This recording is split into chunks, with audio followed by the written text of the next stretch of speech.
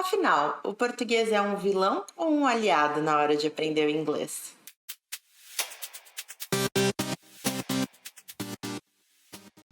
Hello Explorers, aqui é a Melanie da Nebula English, sejam bem-vindos a mais um vídeo e hoje nós vamos falar sobre tradução. Será que pode traduzir na hora de estudar inglês ou não? Será que a gente pode usar o português e transferir o nosso conhecimento do português para o inglês? Ou será que isso é proibido? É o que vamos discutir hoje. Primeiro eu queria dar para vocês um certo pano de fundo, queria contar para vocês a história do uso da tradução para o aprendizado de inglês. Lá nos anos 70 e 80, a tradução era a base do aprendizado de inglês. Os alunos estudavam inglês traduzindo textos, traduzindo frases, áudios, etc., do português para o inglês e vice-versa. Então a tradução era utilizada como uma ferramenta de estudo. Só que, no finalzinho dos anos 80, começaram a surgir novas teorias que comprovaram que esse estilo de aprendizagem não era muito efetivo. E acabou que o ensino de línguas foi exatamente para o outro extremo e condenou a tradução e a língua materna, né, a nossa língua mãe, a língua que a gente sabe desde criancinha, desde bebezinho, a um lugar de exílio. Não pode utilizar, por exemplo, no nosso caso, o português em sala de aula, não pode traduzir, é 100% proibido. E é nessa mentalidade que a enorme maioria das escolas, dos métodos e dos professores de inglês empacou. Se você já tentou fazer uma pergunta em português para esclarecer algum conceito, ou já tentou se comunicar em português dentro da sala de inglês e ouviu um "In English, please", você sabe do que eu estou falando. Então, este outro extremo da tradução não pode, português não pode, também acabou se provando não muito efetivo. A gente já tem vários estudos hoje em dia que provam que a gente pode sim utilizar a tradução e a gente pode sim utilizar a L1 ou a língua materna dentro do aprendizado de inglês, contanto que em lugares específicos, em estratégias específicas e em situações específicas. Então é o seguinte, primeira regrinha, a tradução nunca deve ser a sua primeira ferramenta. O que isso quer dizer? Isso quer dizer que sempre que você se deparar com alguma coisa nova no inglês, a primeira coisa que você vai fazer é tentar entender aquilo pelo contexto. Em segundo lugar, você vai tentar entender aquele contexto sem utilizar o português. E para isso você já conhece algumas técnicas, não é? Utilizar o Google Imagens, colocar aquela palavra no Google Imagens e tentar entender aquele conceito através das imagens que aparecem. Utilizar um Learner's Dictionary. Então, a gente sempre vai tentar entender sem utilizar o português primeiro. E aí, por último, falhando essas duas técnicas, falhando essas duas tentativas, aí sim que a gente vai buscar o português, aí sim que a gente vai buscar um dicionário, um Google Translate, mas não sem antes tentar entender aquele conceito em inglês. Porque o português é a nossa caminha quentinha, né, pessoal?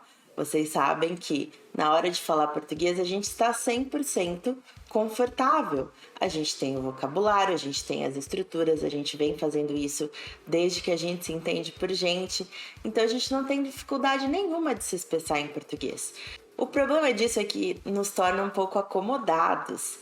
Se a gente não tomar cuidado, a gente vai buscar o português em situações que não era necessário. E o que acontece lá na frente, a longo prazo, a gente fica viciado na famosa tradução mental. Ao invés de a gente se acostumar a utilizar o inglês que a gente tem, utilizar as ferramentas que a gente tem, e em vez da gente se acostumar a se expressar diretamente em inglês, a gente pensa em português, traduz para o inglês e aí fala. Então a gente está adicionando aqui um passo a mais na nossa comunicação que só vai nos confundir mais, vai fazer a gente pensar mais para falar, vai ser até mais cansativo. Então é por isso que a gente deve sempre evitar o português. Mas isso não quer dizer que ele está banido, não quer dizer que ele é proibido, quer dizer que ele vai ser o nosso último recurso. E o mesmo vale na hora de se expressar, não é mesmo? Então, digamos que você está falando com alguém que também fala português, seja seu professor de inglês, seja algum amigo com quem você está praticando, e aí você não consegue expressar algo, você não consegue pensar numa maneira de falar algo em inglês. Nesse caso, você pode sim usar o português, mas primeiro se certifique que você realmente não consegue expressar aquilo de outra maneira. Você não consegue buscar palavras parecidas, você não consegue explicar aquele conceito. Então existem outras maneiras de você falar aquilo sem precisar de uma palavra-chave que você não sabe, por exemplo. Então, novamente, não é que é proibido, mas a gente vai evitar, a gente vai usar por último. Tá, mas e essa ideia de usar a tradução como exercício? Eu pegar, por exemplo, uma música que eu gosto muito e traduzir ela do inglês para o português. Isso funciona? Claro, funciona. Não é porque não é a maneira mais efetiva ou a maneira mais completa de você estudar inglês que isso é completamente inútil, não é mesmo? Você pode incorporar essa atividade à sua rotina de estudos, mas com muitas outras atividades em que você tenha contato direto com a língua inglesa e não através do português. Mas resumindo, é o seguinte: eu já falei para vocês que o aprendizado da nossa língua materna e de uma segunda língua tem mais coisas em comum do que diferenças. Mas uma dessas diferenças que existem e que a gente não pode ignorar é justamente o filtro, a mediação da nossa língua materna. Então, a partir do momento que a gente já tem a nossa língua, o português, toda outra língua que a gente aprender vai ser comparando, vai ser passando por esse filtro do português, vai ser tentando associar conceitos do português com os conceitos dessa língua. Não dá pra gente fugir disso. E não só não dá, como a gente não precisa fazer isso. A gente pode utilizar o português estrategicamente para se sentir mais confortável aprendendo inglês, mas sempre de uma maneira crítica, né? Não usar sempre que a gente tem vontade, porque senão a gente vai usar o português o tempo todo, mas com estratégia.